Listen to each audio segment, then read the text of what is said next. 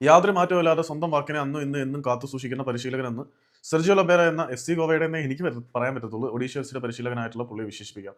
പുള്ളി F C ഗോവയുടെ പരിശീലകനായിരിക്കുന്ന സമയത്താണ് നമ്മളുടെ എല്ലാ ഉള്ളിൽ രജിസ്റ്റർ ചെയ്യപ്പെട്ടത്. അതുകൊണ്ട് എപ്പോഴും സെർജിയോ ലൊബേര എന്ന് പറയുമ്പോൾ എഫ് സി ഗോവയിൽ നിന്ന് ഓട്ടോമാറ്റിക്കലി അങ്ങ് വരുന്നതാണ്.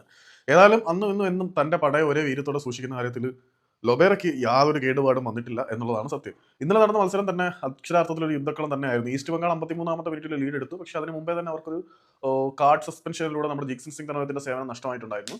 53-ാമത്തെ മിനിറ്റിൽ ലാഷിനുങ്ങയിൽ കൂടി ഈസ്റ്റ് ബംഗാൾ ലീഡ് എടുത്തു എന്നുള്ളത് മാത്രമേ അവർക്ക് ഓർമ്മയുള്ളൂ. തൊട്ടടുത്ത നിമിഷം തന്നെ ജെറി മോമിംഗ് തമ്മിൽ കൂടി ഒരു ഗോൾ കീപ്പിംഗ് എററിന്റെ കൂടി ബലത്തിൽ അവർ സമനില പിടിക്കുന്ന കാഴ്ച നമ്മൾ കണ്ടു. പിന്നെ ഹ്യൂഗോ ബോമസ് എന്ന ലൊബേരയുടെ വിശ്വസ്തൻ കളികളുടെ അവസാനത്തിലേക്ക് എത്തിയപ്പോൾ മറ്റൊരു ഗോളും കൂടി നേടി അവരെ വിജയത്തിലേക്ക് നയിച്ചു. ഇതിനകത്ത് ഞാൻ പറയാൻ വന്നത് എന്താണെന്ന് വെച്ചാൽ, കളി തുടങ്ങുന്നതിന് മുമ്പ് ഒരു പ്രീ മാച്ച് പ്രസ് കോൺഫറൻസിൽ നമ്മുടെ സെർജിയോ ലൊബേര ഒരു കാര്യം പറഞ്ഞിരുന്നു. എതിരാളികൾ എത്ര ഗോൾ അടിക്കുന്നു എന്നുള്ളതിന്റെ വിഷയമല്ല, എതിരാളികൾ അടിക്കുന്ന ഗോളിനെക്കാട്ടി കൂടുതൽ ഗോളുകൾ എന്റെ ടീമിനെ കൊണ്ട് അടിപ്പിക്കുക എന്നുള്ളതാണ് ലക്ഷ്യം എന്ന്.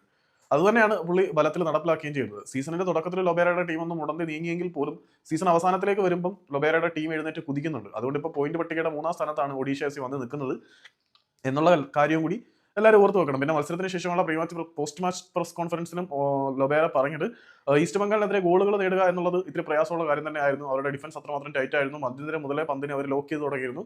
അതുകൊണ്ടാണ് ഞങ്ങൾക്ക് 2 ഗോളിൽ ഒതുങ്ങേണ്ടി വന്നത്. പക്ഷേ എന്നിട്ട് മത്സരം വിജയിക്കാൻ കഴിയും എന്നുള്ളത് സത്യമാണ്. ഞങ്ങളുടെ അവസാനത്തെ മത്സരത്തിൽ ഞങ്ങൾ 6 ഗോളുകൾ എതിരാളികളുടെ വലയിലേക്ക് അടിച്ചു കയറ്റിയിരുന്നു. ഞങ്ങളുടെ ഗോൾ സ്കോറിംഗ് എബിലിറ്റിക്ക് യാതൊരു കുറവും വന്നിട്ടില്ല, ഇനി വരാനും പോകുന്നില്ല. നിരന്തരം എതിരാളികൾ മുന്നിൽ ആര് വന്നാലും അവരുടെ വലയിലേക്ക് ഗോളുകൾ അടിച്ച് കയറ്റിക്കൊണ്ടിരിക്കുക എന്നത് തന്നെയാണ് ലക്ഷ്യം. മാക്സിമം എത്രമാത്രം ഗോളുകൾ നേടാമോ അത്ര ഗോളുകൾ ഞങ്ങൾ നേടും എന്ന് ലൊബേര പറയുമ്പോൾ എതിരാളികൾക്ക് അതൊരു മുന്നറിയിപ്പ് കൂടിയാണ്.